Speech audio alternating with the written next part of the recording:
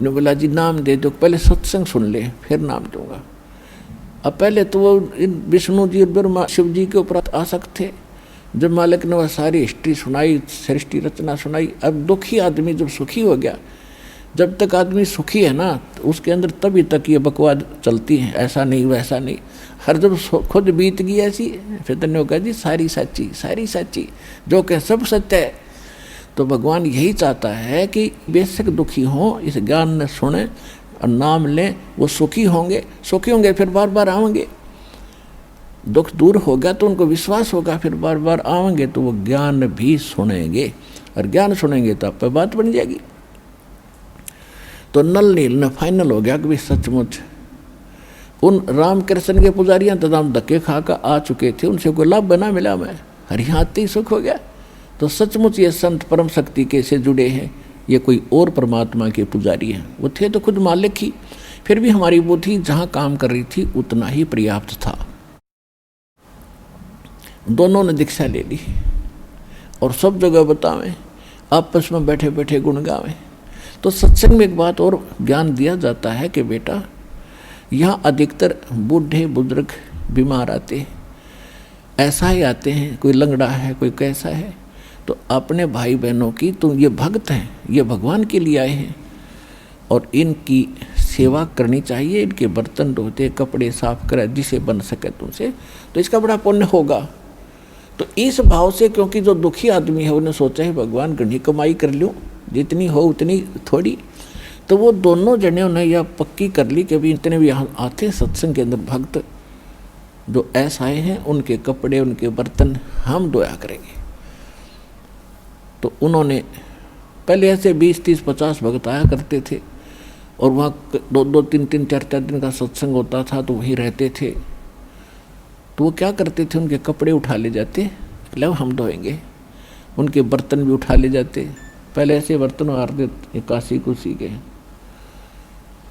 तो वहाँ वो क्या करते, पहले साबुन सुबुन था नहीं, पहले कपड़ों को भिगोया जाता था कुछ समय जल में, फिर बाद में उनका बोगरे मागरे मार के उनका मैल छुड़ाया जाता था, अटक पटक मुक्के माके मार के। तो वो पहले दरिया में वो कपड़े उनके भिगो देते थे और स्वयं बैठ के वृक्ष के नीचे भगवान से सुनी उस सत्संग में जो भी ज्ञान सुना तो उस पर चर्चा करते थे दोनों जने। घंटों बीत जाने के बाद उनको ध्यान आता था, अरे कपड़े भी धोने हैं।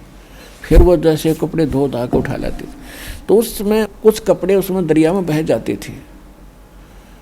तो कारण क्या बना कि जो भक्त श्रद्धालु इतनी दूर से पहुँचे हैं, उनके कपड़े मिले नहीं, तो वो कहते थे भाई हमारा कपड़ा ऐसा नहीं मिला, ये नहीं मिला, किसी का बर्तन नहीं मिला। तो कहने लगे हमें तो पता नहीं, हम तो सारे जितने ले गए थे उतने ले आए हैं। तो दूसरे भक्त और भी जाते थे सेवा करने, वो बताते हैं कि ये पता नहीं क्या बैठे बैठे बतलाते रहते एक वृक्ष के नीचे, इनको ध्यान नहीं रहता, वो बह जाते हैं पानी में। तो उन भक्तों ने, जो बुजुर्ग थे, उन्होंने कहा भाई इससे अच्छा तो आप हमारे ये दोहा ना करो, हमारे तो और नुकसान कर दिया। तो ये बात कहते कहते गुरु जी के पास पहुंच गई। अब उन्हें नलिनी ने सोचा कि अब तुम्हारी सेवा छूटेगी और तुम मर गए, फिर वो एक कर टूटेंगे, गुरु जी नाराज हो जाएंगे। तो महाराज जी ने कहा बुला के, भाई बेटा क्या बात है, कपड़े ध्यान से धो के लाया करो। अखा जी घने ध्यान तो धोते हैं। तो अच्छा भाई ठीक से धो के लाया करो। 2-3 दिन के बाद फिर वही शिकायत आई।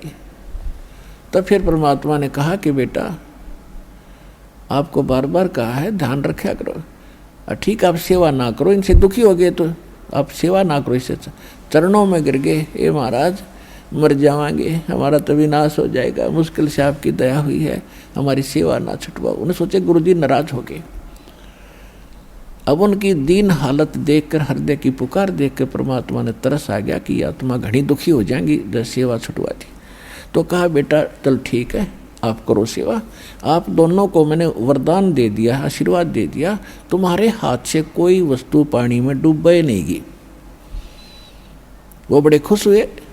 उन्हें जा कर के, जैसे मिट्टी के भी पत्थर होते थे उस समय, एक आधा काशी का होता था, तो उन्होंने जो का तो पानी में भर के काशी का बेला और जलपत रख दिया, वो यूँ का नू रखा रहा, नीचे लहरें चल रही हैं और वो यूँ का नू धरा, और भी तमाशा देख रहे हैं भगत। सचमुच गुरु जी का इसका आशीर्वाद हो गया इनको। तो पत्थर उठा कर रख दिया, पत्थर भी नौका नू वहीं सतिर हो जाता था। और कपड़े जहाँ रख दिए वो हाथ ला के हिला देना पत्थर नो के नो कपड़े रखे रहते थे। तो ये उनके अंदर उस परमात्मा ने इसलिए गुण दे दिया कि ये मानना नहीं और इनके कपड़े खराब होते हैं, ये भी दुखी और ये भी दुखी, तो दोनों को सुख दे दिया। वो समर्थ भगवान है, जो चाहे सो कर दे।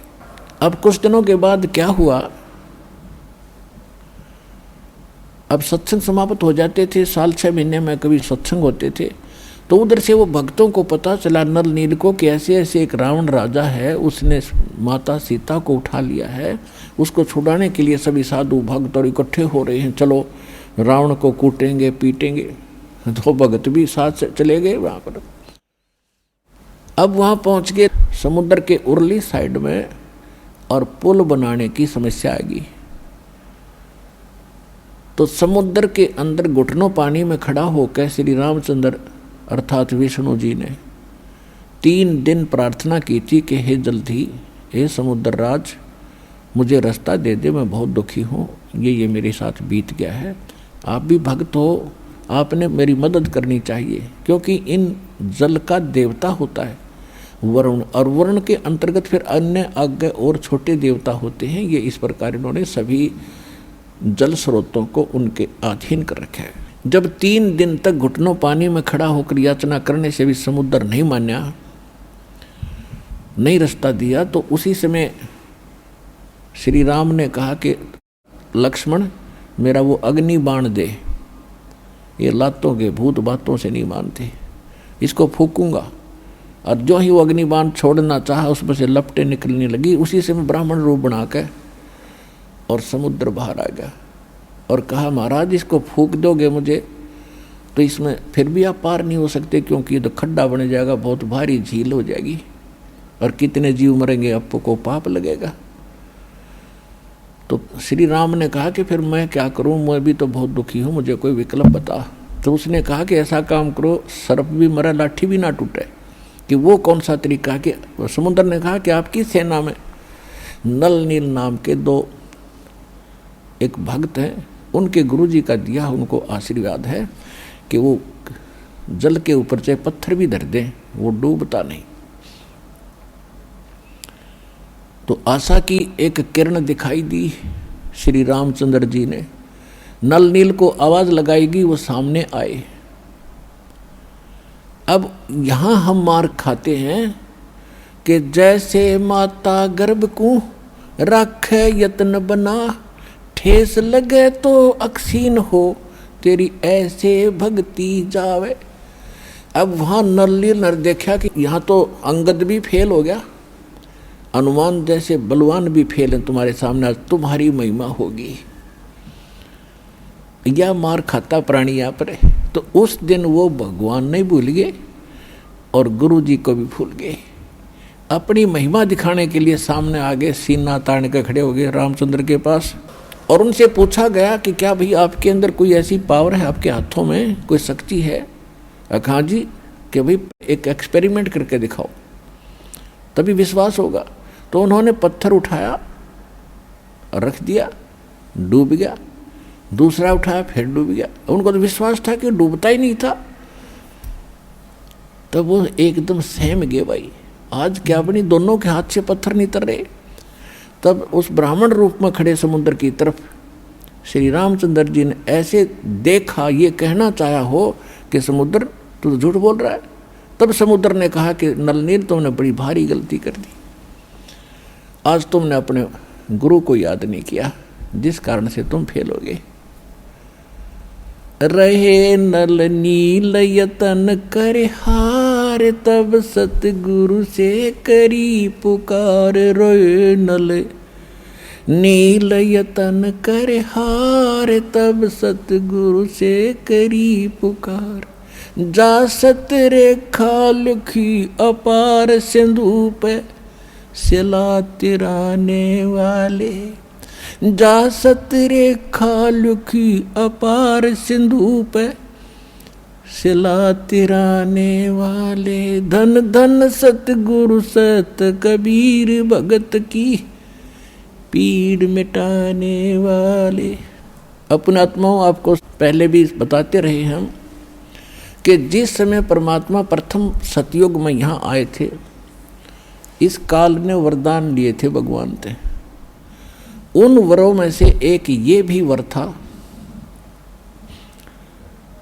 कि मेरा पुत्र जाएगा और ऐसी घटना उसके प्रारब्ध में लिखी है वह घटेगी, लेकिन वो इतना सक्षम नहीं है कि समुद्र पर पुल बना सके। भगवान आप उनकी दया करियो, वो पुल बनवाइयो। परमात्मा को वो वायदा भी याद था और उधर से नल नील की फड़क भी निकालनी थी, ना भक्ति नाश हो जाता उनका। उनको ये बताना था कि जैसे माता गर्भ को रख यत्न बना और ठेस लगे तो छन्न हो तेरी ऐसे भक्ति जा। अब उसमें अभिमान आ गया उनके अंदर, उन्होंने अपना भट्ठा बैठा लिया। तो इसी प्रकार हम छोटी सी कोई सिद्धि या शक्ति प्राप्त करके अपनी औकात नहीं भूलनी चाहिए और भगत बनकर दास बन के ही रहना चाहिए। जो कुछ भी हो रहा भगवान की कृपा माना, अपने सिर पर नहीं ले, नहीं तो बहुत हानि हो जाएगी। तो जब परमात्मा वहाँ पहुँचे ऋषि रूप में, श्री राम ने भी चरण दिए, समुद्र ने भी चरण दिए और भी सेना वहीं से अपना प्रणाम किया।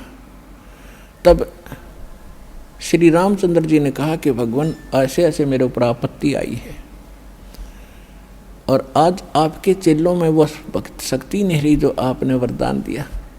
तो परमात्मा ने कहा कि इनमें वो शक्ति अब रहेगी भी नहीं, समाप्त होगी आज से। इन्होंने बहुत बड़ी गलती की है, इनमें प्रभुता आएगी, मान बढ़ाई घर करेगी, और जहाँ मान बढ़ाई और अहंकार है वहाँ मैं नहीं रह सकता, भगवान नहीं रहेगा। फिर श्री राम ने कहा कि परमात्मा हे महर्षि जी, हमारे ऊपर एक ऐसी आपत्ति आई है, इसका समाधान करो। आप जब अपने बच्चों को, अपने शिष्यों को ये शक्ति दे सकते हो तो मेरा भी कुछ ये संकट निवारण करो। तब परमात्मा ने एक सोटी उठाई, डंडी, और कहा जो मेरे पीछे पीछे। उन्होंने एक पहाड़ था, उसके चारों तरफ एक रेखा खींच दी चारों तरफ, और कहा कि इसके बीच के पत्थर उठा लो, अपने आप तैर जाएंगे।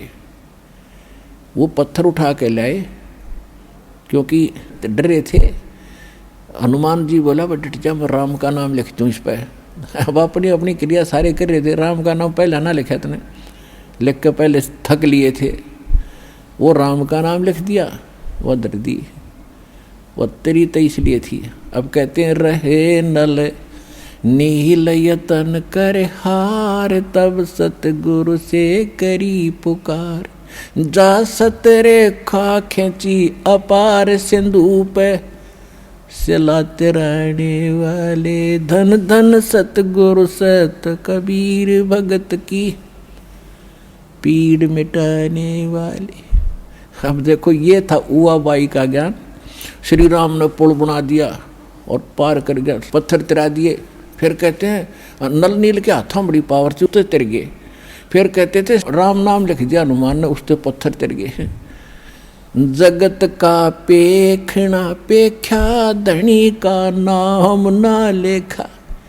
एक दूसरे पर आश्रय दे रहे हैं जगत के ऊपर। कहते जो करने वाला तो उसका कितना जिक्र नाम और निशान भी नहीं, जिस कारण से आप अभी तक भगवान की महिमा से दूर रहे और उसके लाभ से भी वंचित रहे। अब आपको वो तत्व ज्ञान और यथार्थ भक्ति और मंत्र समाधान मिला है, वो इस दास के पास है। और अपना कल्याण कराओ। दास पलकें बिछाई बैठा आपके लिए। आप भगवान के बच्चे हो, सारे जाओगे।